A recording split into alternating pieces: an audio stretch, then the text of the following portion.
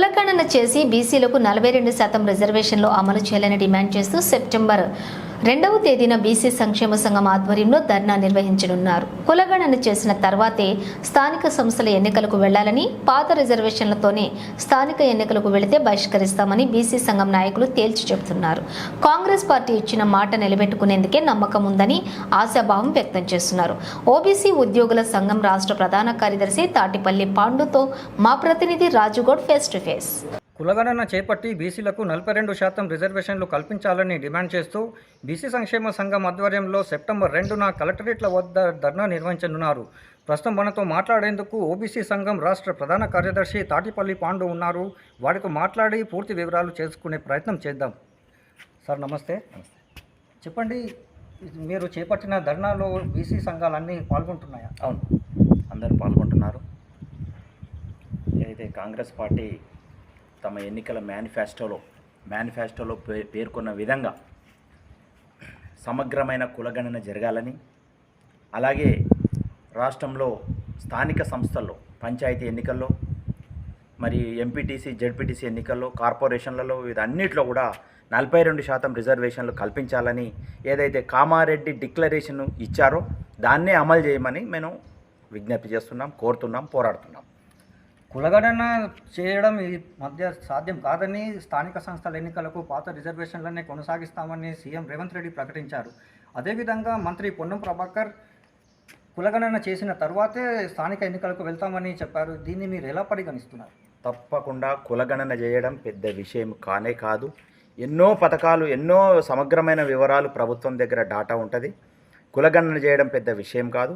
బీహార్ ప్రభుత్వం మన ముందే ఒక లైవ్ ఎగ్జాంపుల్ కులగణన చేసింది.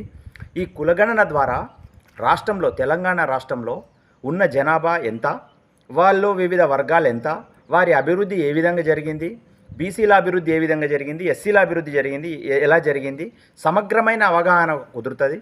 దీని ద్వారా ఆర్థికంగా, సామాజికంగా, రాజకీయంగా వెనుకబాటుతనంతో ఎవరెవరు ఉన్నారు, ఎలా ఉన్నారు, వారి అభివృద్ధికి ప్రణాళికలు ఏ విధంగా రచించాలి, వారికి బడ్జెట్ ఏ విధంగా కేటాయించాలనే అంశం మీద స్పష్టమైనటువంటి అవగాహన కలుగుతుంది. రేపు గుడ్డిగా ప్రభుత్వం అనేక పథకాలు ప్రవేశపెట్టి గుడ్డిగా ప్రయోజనం లేకుండా పోవడం వల్ల అనేక పథకాలు విఫలమవుతాయి. కాబట్టి సమగ్రంగా ఎవరైతే అభివృద్ధికి దూరంగా ఉన్నారో వారికి అభివృద్ధి ఫలాలు అందజేయాలన్నదే మన ఉద్దేశం. కాబట్టి సమగ్రమైన కులగణన జరగడం వల్ల వివిధ వ్యవసాయ సంఘాలు కానీ, వివిధ వ్యవసాయదారులు కానీ, విద్యార్థులు కానీ వాళ్ళ స్థాయి ఎలా ఉంది, వాళ్ళ ఎడ్యుకేషన్ ఎలా ఉంది, చదువు ఎలా ఉంది, విద్య ఉద్యోగాల్లో, వ్యాపారాల్లో వాళ్ళ స్థాయి ఏ విధంగా ఉంది, ఎంత పర్సెంటేజ్ ఉంది అనేది సమగ్రంగా తెలుసుకోవడానికే ఈ సమగ్ర కులగణన అవసరం.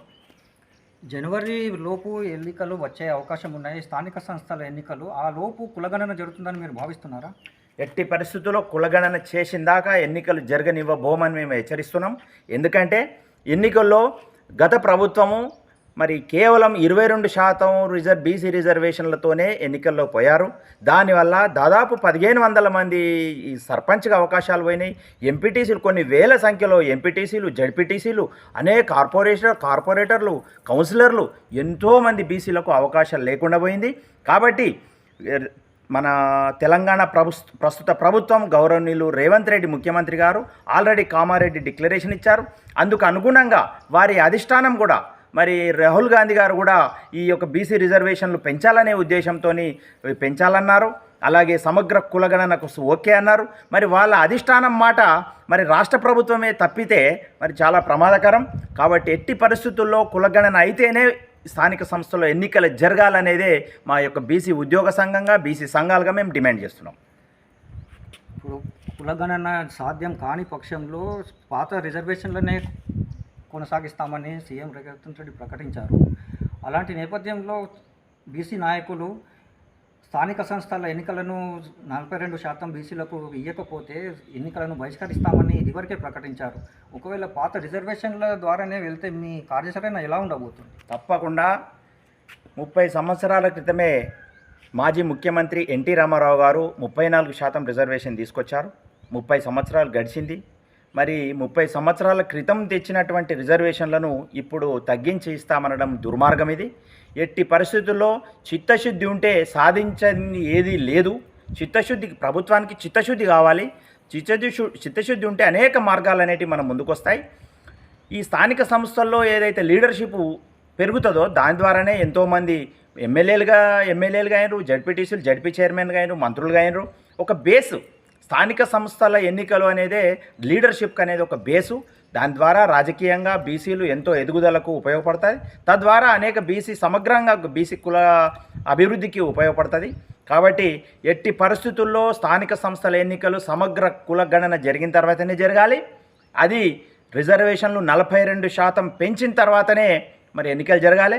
జరగకపోతే మాత్రం తెలంగాణ రాష్ట్రంలో ఉన్న వివిధ ప్రజా సంఘాలు, రాజకీయ పార్టీలు, మేధావులు అందరినీ, ఉద్యోగ సంఘాలు అందరినీ కలుపుగోలుగా చేసుకొని సెప్టెంబర్లో మరి జాజుల శ్రీనివాస్ గౌడ్ నాయకత్వంలో పెద్ద ఎత్తున మరి మిలియన్ మార్చ్ తరహాలో పెద్ద ఎత్తున ఒక సమావేశం ఏర్పాటు చేసుకొని హైదరాబాద్లో పెద్ద సమావేశం ఏర్పాటు చేసుకొని అందరినీ ఇన్వైట్ చేసి ఈ ప్రజానాయకుల మీద, ఈ యొక్క ప్రభుత్వం మీద ఒత్తిడి తెచ్చి సాధించుకుంటామనే నమ్మకం మాకుంది. ఈ సందర్భంగా అనేక బీసీ సంఘాలకు కానీ, బీసీ మేధావులకు, విద్యార్థులకు, యువకులకు, స్థానిక సంస్థల ఎన్నికల్లో గతంలో పాల్గొన్న నాయకులకు, అలాగే ప్రధానంగా మన యొక్క మంత్రులకు బడుగు బలహీన వర్గాలకు చెందినటువంటి మంత్రులకు అందరికీ మన విజ్ఞప్తి ఏంటంటే, ఒక మాట ఇచ్చిన మాట మీద కట్టుబడి ఉండాలని. మరి గతంలో కూడా ఈ రాష్ట్రంలో తెలంగాణ మీద సోనియా గాంధీ గారు ఒక మాట ఇచ్చారు, మాట నిలబెట్టుకున్నారు. అలాగే ఇప్పుడు రాహుల్ గాంధీ గారు కూడా మరి మాట ఇచ్చారు. ఈ మాటను తప్పకుండా నిలబెట్టుకోవాలని చెప్పేసి ప్రభుత్వానికి మేము విజ్ఞప్తి చేస్తున్నాం. అలాగే మంత్రులకు, మేధావులకు, ఉద్యోగులకు అందరికి కూడా విజ్ఞప్తి చేస్తున్నాం. తప్పకుండా ఈ అంశం మీద అందరం కూడా చైతన్యవంతం కావాలి. అందరినీ మొబలైజ్ చేయాలి, ప్రభుత్వం మీద ఒత్తిడి పెంచుకోవాలి, సాధించుకోవాలి. తద్వారా మనము ఒక సమగ్రమైన అభివృద్ధికి దోహదపడుతుందని చెప్పేసి మరొక్కసారి మనవి చేస్తున్నాం. కులగణన చేసిన తర్వాతనే కాంగ్రెస్ పార్టీ స్థానిక సంస్థల ఎన్నికలకు వెళ్తుందని, కాంగ్రెస్ పార్టీపై నమ్మకం ఉందని వాళ్ళు తెలుపుతున్నారు.